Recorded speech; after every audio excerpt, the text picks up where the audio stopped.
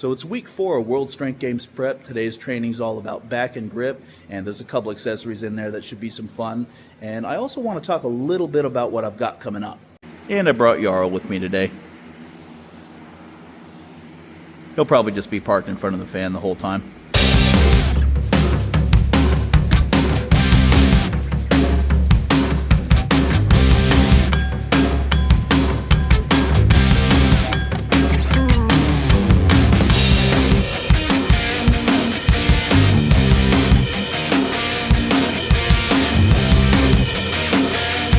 So the first thing I've got are called Lily shrugs, which are essentially an RDL into a power shrug. Just one non-stop set of 2 minutes. And because I know ain't no one sitting through that, you'll just see the very beginning and the very end.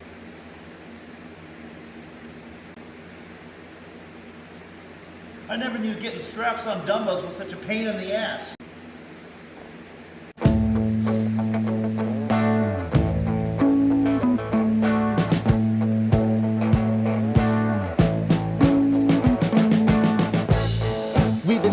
Since so long, all the feels are gone. Fella stopped me on the street last night, said everything's alright. Roller coaster, make it through the day, I'm right. It seems your meal ticket is gone. Ended up with 41 reps. Now I get to do some cheetah rows. 12 sets of 2 with a minute rest. Weight goes up every 4th set, and use as much body English as I need to get it done. So in addition to World Strength Games, I've also decided that I'm going to do Miami's Baddest. Now for those who don't know, Florida has a lot of strongman comps. Some would argue too many. In fact, a lot of people would argue too many. You know, every year, newcomers come and go. But Miami's Baddest has been the cornerstone of Florida's strongman for a long time now. This is their 10th year. And it seems to me like in amateur strongman, if a show's been around more than 5 years, that's a long time. I've heard Miami's Baddest described as the second hardest comp to win in the state. But honestly, if you look at the weights at Miami's and Florida's Strongest Man, the weights are very similar. In fact, some years, Miami's is certainly the heavier of the two, which very well could be a reason that the turnout hasn't been what it was in recent years. And it could also very well be the reason that Mike De La Pava has decided that this is the last year he's going to do it. So I always figured I'd do Miami's Baddest one day. And so I was disappointed because I'd already signed up for World Strength Games when I heard that this would be the last year. But then the events for Miami's Baddest came out, and we actually have a really good carryover. So at World Strength Games, we've got a max log, a max yoke for 50 feet, a max farmers for 50 feet. We've got a car deadlift. We've got a natural stone carry for max distance, and a truck pull. And Miami's Baddest has got a heavy log for reps, which would cross over really well with the max log for World Strength Games. They've got an axle deadlift, which is arguably a harder setup than the car deadlift. And they've got an Atlas stone carry into a load, as well as a carry medley with a heavy keg and a heavy sandbag, which ought to cross over fairly well with the natural stone carry at World Strength Games. And also a heavy yoke.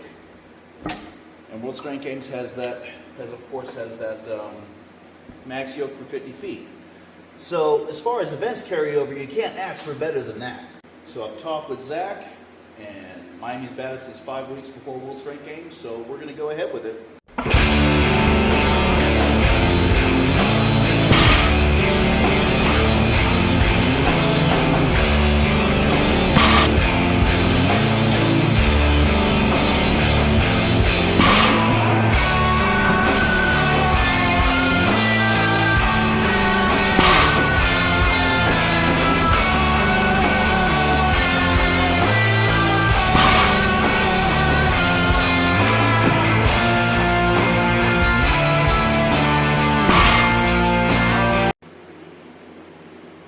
And continuing with the theme of body English, next up I've got croc rows. And for those unfamiliar, a croc row is essentially a one-arm dumbbell row with your whole body.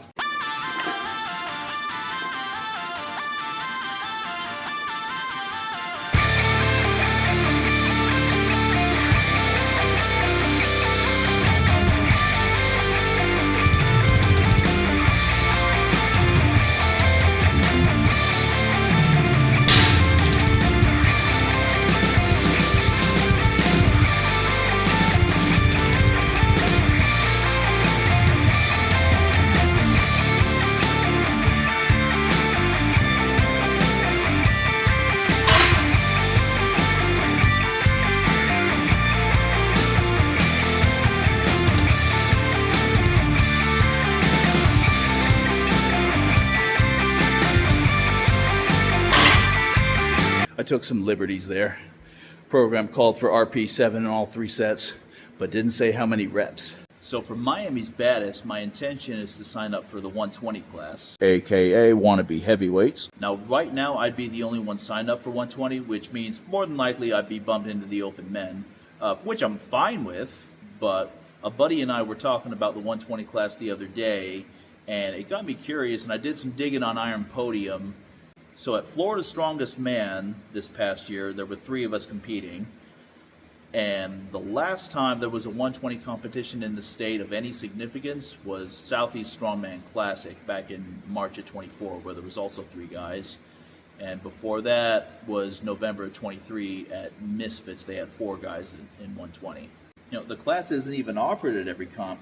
And oftentimes when it is, the weights are the exact same as open men. So essentially whenever 120 is in a comp, odds are it's going to be heavy, which may also be a factor into why people seem to shy away from it. Honestly, I get the feeling some people aren't even aware the class exists. So if there's any other 120 boys in Florida, I strongly urge them to sign up for Miami's Baddest, because this class could use all the representation it can get. Now for some grip work, got some 20-second double overhand holds on the axle.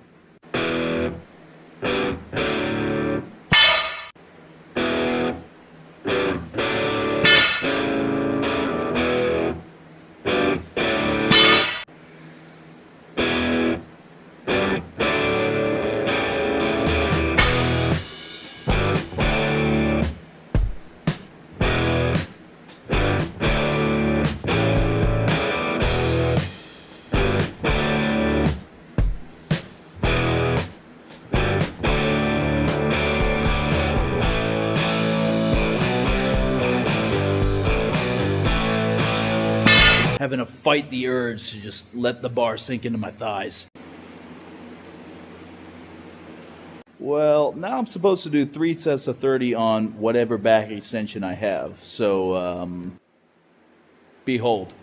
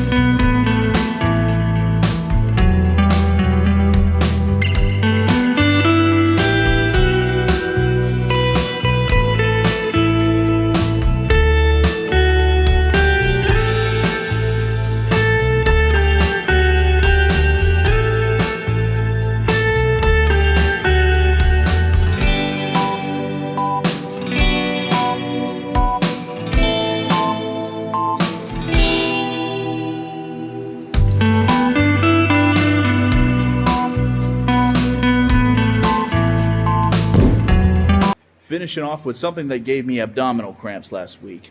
They're called bent knee hollow rocks. I have no idea how to describe them, so I'm just going to show you.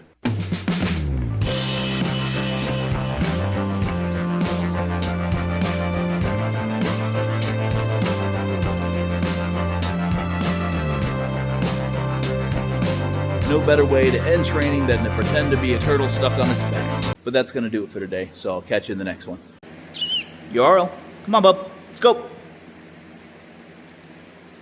Attaboy.